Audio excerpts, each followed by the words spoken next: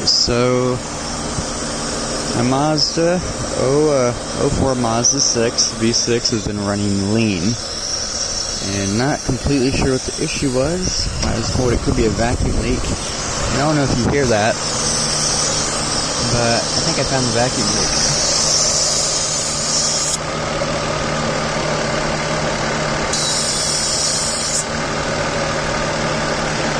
So hopefully that's an easy fix.